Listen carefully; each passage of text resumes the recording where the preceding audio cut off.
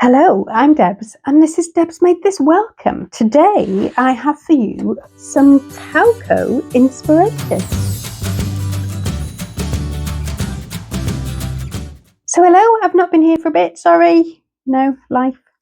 So I have for you, I was just going to go through the magazine and try and decide what I wanted to make, and I thought I might take you on my kind of process. I obviously wouldn't normally be sitting down in front of the camera while I was doing this. I would normally be moving about and digging through things and seeing how they felt, but I thought we would have a go.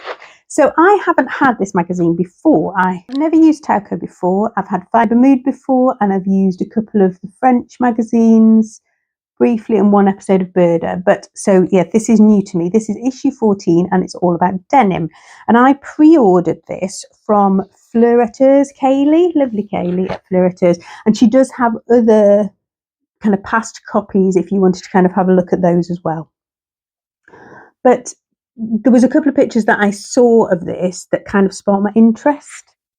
And so I pre-ordered it and it arrived very recently. And I thought I would take you through some fabrics and some inspiration and some kind of thoughts about the magazine. Start with the magazine. So the magazine is very kind of glossy, coffee table-esque. Do you know what I mean? So there's like good fashiony kind of feeling to the front part of it. There's some articles by people like Anne Ringstrand. There's some information around denim and denim detailing, which is really interesting, and a printmaker as well, and some book reviews, so kind of things like that. So there's kind of articles and things within it compared to some of the other ones. There then is a section of instructions and line drawings and sizing, and then at the back there is the paper patterns, which are layered, printed on top of each other, and for each pattern it tells you which sheets you need to use. I haven't sewn these yet. This is my planning for this, and I shall come back in a couple of months and show you some of the things that I've made probably and talk about you how that process went. There are 10 patterns in this. There's one bag called the Rosa bag, which is made of some scraps. I should put a picture of that there. I would suggest you do that at the end unless you've already got a big bag of denim scraps ready to go.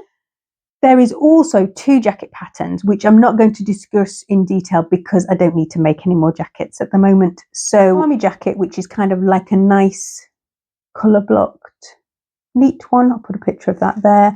And there's also another jacket which has got fringing on it. And you can make it with or without the fringing. And those will probably both work in a mid to heavyweight denim. You just need to watch on things like collars and joins to make sure that you've not got too much density for your machine to get through. If you're having problems, you can always do the facing or the lining in a lighter, in a cotton or a poplin, which will help. And the other top tip is don't forget to use your clapper. Clappers work really well on denim, just like they do on wool. 2 bodies are shown with kind of different shapes, and then it describes the adjustments that are made to the standard pattern sizes on those garments that they're wearing and how much ease they've got. When it comes to the patterns, they give you the finished garment measurement. There are body measurements once at the start of the magazine, and then it tells you how much ease the designer suggests you're looking for. So you can then compare to a garment that you have that you like the fit of so that you are getting the right amount of ease. There's a trend at the moment to have things that are very oversized, which if you've got a different kind of aesthetic, you might not appreciate. Let's get started. So the first one is what's on the front cover, which is this dress with the lantern sleeves. Now, in January, I made 2 things with lantern sleeves, one in cotton and one in sweatshirting. If I've made that video, I shall link it here. If I've not, you wait and see. So I could make this first. This has 2 different, I'll put the line drawing here, it says 2 different kinds of sleeve. One is made, the lantern is made with a pleat, and the other one, there's like little tiny shaped pieces which are joined together to make a different shaped sleeve, which doesn't really appeal to me. So I thought I might make the top version of this.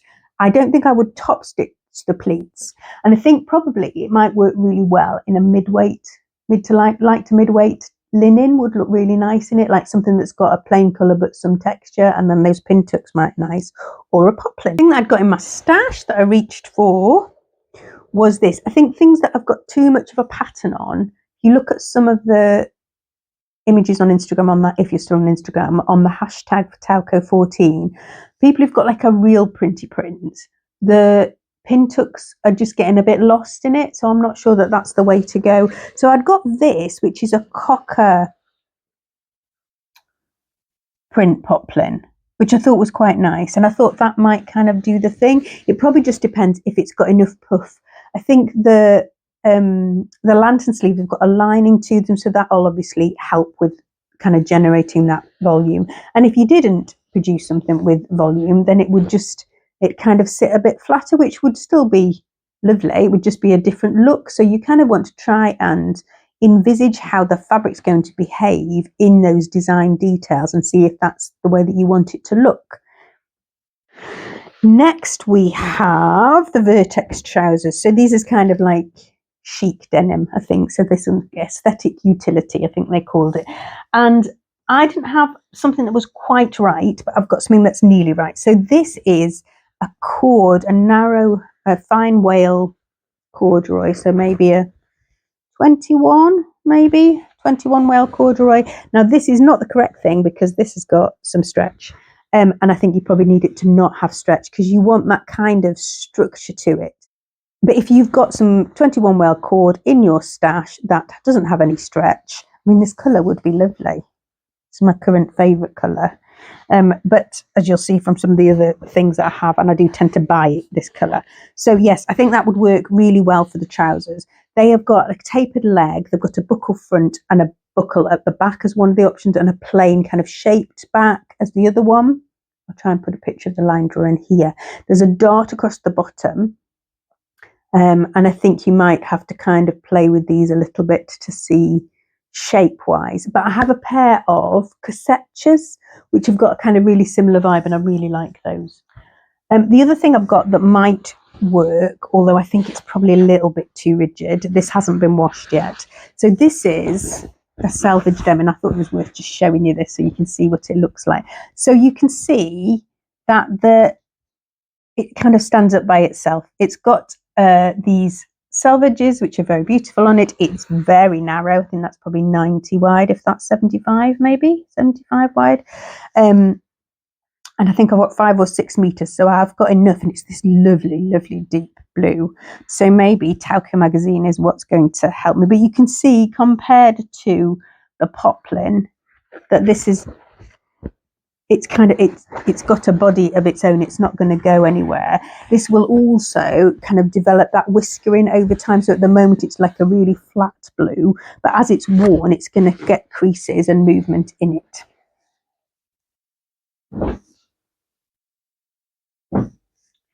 The other thing I wanted to show you, just for kind of contrast, is this one. This is a Lady McElroy denim, and it's just much more, can you see, it's much more droopy, and so it will make a lot softer. This would still work for those trousers. It would just make a lot softer pair of trousers. And this has got like it's like a chambray feel. It's got one of the threads is white, so it kind of makes that kind of soft colour to it. So there, but you can see it's kind of, it's a lot softer in terms of its handle and how it's moving. And actually that would probably work for that first one, with the one with the lantern sleeve would look quite nice in that as well. That's a maybe. Now next is one of the 2 front runners for the first thing I make. This is the Ingrid pinafore by Helen of Helen's Closet, Helen Wilkinson. And we know she writes a good pattern. She's precise instructions. She knows what she's doing. And what I have for that is, this is another one. This is a good old beefy denim. Now, I think this is probably 12 ounces, maybe 11. This has got a lot of structure to it. I just don't know if I've got quite enough.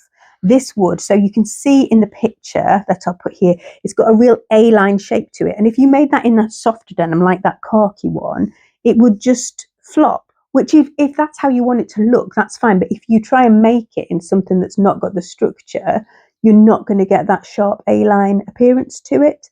So you kind of have to imagine it in the fabric that you've got in your hand, and then imagine what it's going to do with that detail. So something like this, if you make this into a corner, it is going to stay. It's going to stay where you put it, and it will be like that. And you might not like that. That might feel like really wrong. But I think architecturally, like design-wise, that's how she's envisaging its look. But I just don't know if I've got quite enough. So we might give that a go on the basis that this has been sitting on my stash for years and years and years. And it nearly became a bag on 3 occasions. So we might see. I think it's been washed once, this maybe. I might put it through again before I start to make it, because that's the other thing, is denim does definitely change on the washing. Yeah, so that's a possible. The other things that I've got that I could make that out of are these. You can see that this is a front runner because it's got 3 options for it. So it's just inside out, sorry. Is this. So this, again, is that lovely colour. I'm really liking this colour with this colour at the moment. So this kind of mauvey colour with this lovely. So this doesn't have any stretch in it. It's a cotton, organic cotton moleskin, and it is texturally, it's just lovely. It's so nice. This is probably, you can see if I make the pinafore out of this, it is not going to be as structured. It will have some structure because it's still got quite a lot of body, but not as much as that other denim. But I'm thinking that that might work. The other thought that I've had is I'd quite like to do like a rivet and a tie on the strap, rather than, so one of the views has got, they've just stitched the strap directly onto the bib, and the other one has got like a dungaree clip. But yeah, in my head, I quite like the idea of having like a big brass coloured rivet and then a tie in leather. Is that just me that does that thing with their brain? I don't know.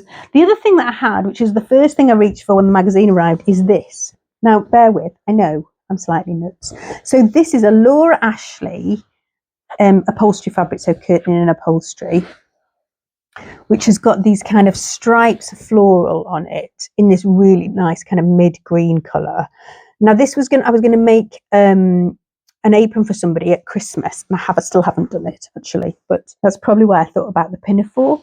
But I think that that would work. I think from a texture point of view and a structure point of view, that would probably work. So I could twirl it in that and kind of see how I get on, I think. And then I'll have an idea about how much material I need and whether it's actually going to be something that I'm wearing. I'm wearing a pinafore today to see whether I thought that I needed another one, really. This is the Olivia pinafore by Make My Wardrobe, I think. This was made in 2017. So yeah, it's doing well, considering it doesn't get a lot of wear because it's slightly too short in the length of the strap's slightly too short, and I've been saying I'm going to adjust it for years and haven't quite got to it. So the Ingrid is a front runner.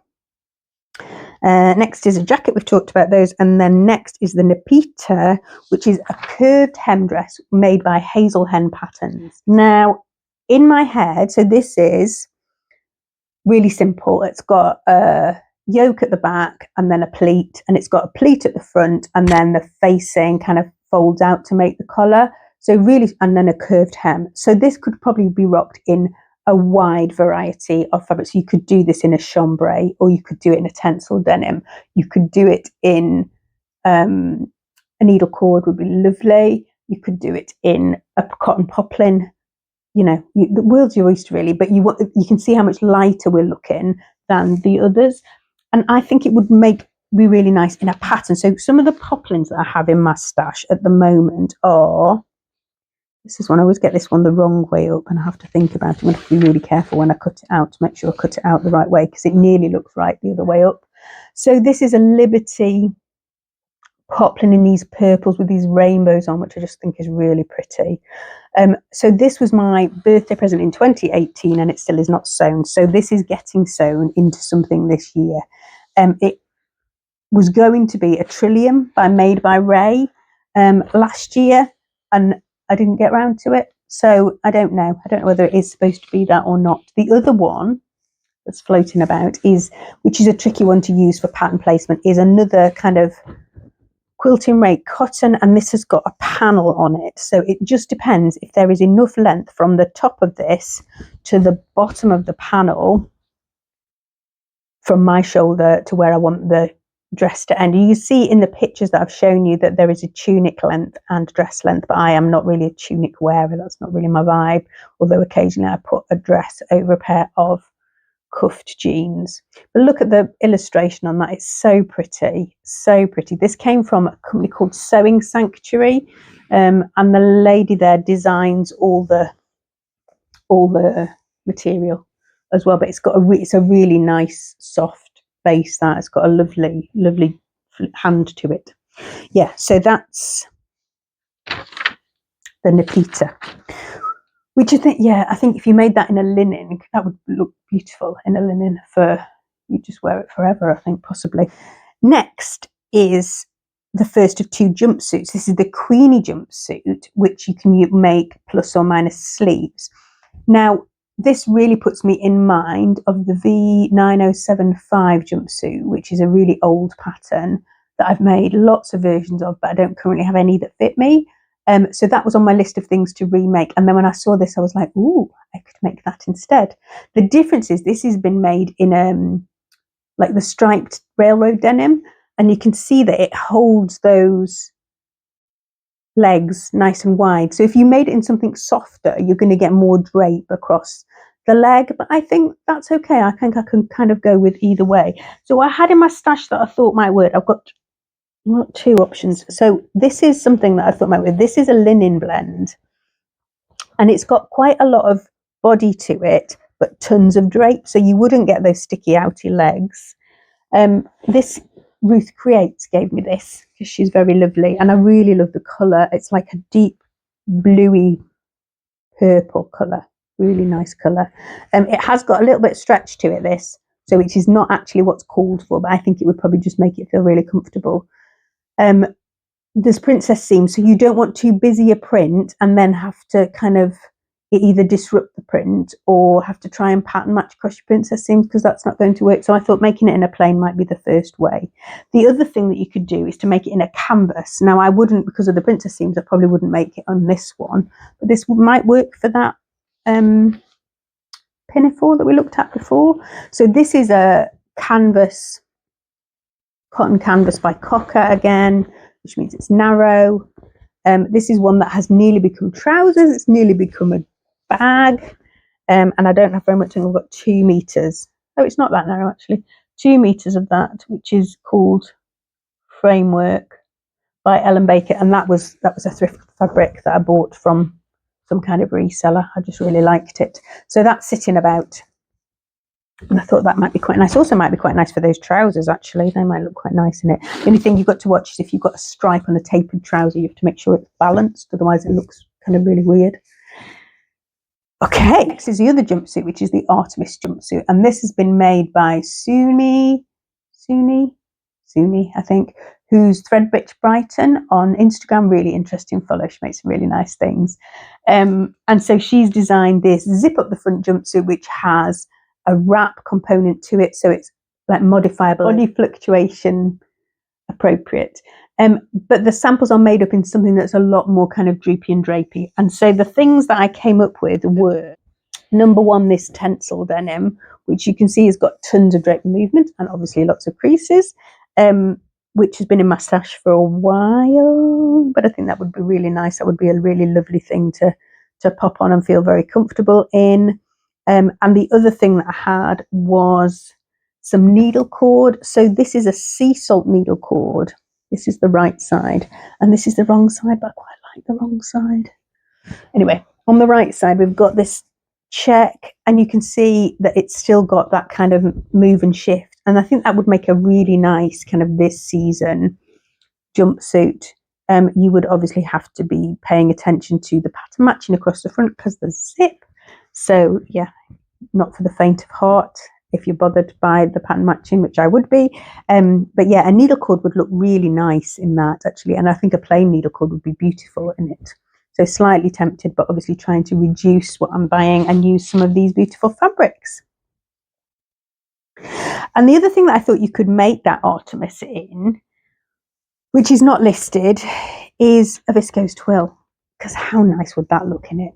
So this is a Mind the Maker viscose twill. It's got a lovely drape and movement to it, and it's got enough kind of like it can hold the tie, because I think you don't want to make it in a too fluid rayon or viscose, because you're going to pull on that tie. It's going to have quite a lot of traction to it, so you need something that can cope with that happening. And this is because this is a it's the same color front and back. It's not like printed on. It's a woven color, so you don't get the problem that you get with that kind of pull in on other ones, and structurally this is quite a good, quite a dense weave, so that would manage, I think.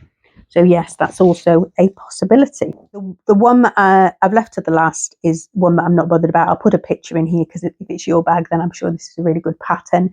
But it's a little shift top or dress, and then it has a bubble hem. Now, I'm not drawn to a bubble hem at all. I could make this and just use the top part without the bubble, but I've got the Helen's Closet Ashton, which I think is the same vibe. I hope that's been helpful. I think I've managed to show you lots of different fabrics. I've made a very big mess on the floor, very big pile of fabrics. It isn't all my bottom weight fabrics. I have a lot more bottom weight fabrics, but there's definitely a kind of colour palette going on there. So we'll see how I get on. I shall report back when I have made some. In the meantime, I have nearly recorded my January makes. And in February, the thing that I've made is a French terry capsule. So yeah, watch this space and my French terry capsule will probably be up. I hope that was useful for you to have a look and see what the Tauko was like. I might go back and get some of the older versions if I get on well with this, but we'll play this one by ear. I'll make this one up first. And places like Fleur and the Fold Line, I think, do the back copies, so you can always kind of get an old one and see. I did look on eBay and there were a couple on eBay, but not the one I wanted, which is the one with a really kind of cool utility jumpsuit on the front of it. So there you go. So I think that's it from me. Sorry if I've been a bit whirlwind. I recorded it once and the sound didn't take, so I had to do it all again, and I haven't got as much time as I had at the start of it. I hope that's been helpful to see the kind of different drapes and movements. And if I've missed a combo that you think would work, if you think, gosh, that fourth fabric, that would work really well for that one, Deb, then ping me a comment and let me know. Or if there's one of those fabrics that you think you can't possibly make anything in that, then let me know. Come talk to me in the comments. And thank you to everybody who's watched, commented, liked and subscribed. And if you haven't done those things, I would really appreciate if you would do it if it's something you're enjoying watching. Right, I'll say bye-bye for now, and I'll see you again soon with another video. I hope wherever you are in the world, you are finding time to rest and replenish and do some making if that's something that brings you joy. And if you just want to sit and look through a magazine, that's allowed. Deb said so. I shall see you soon. Take care. God bless.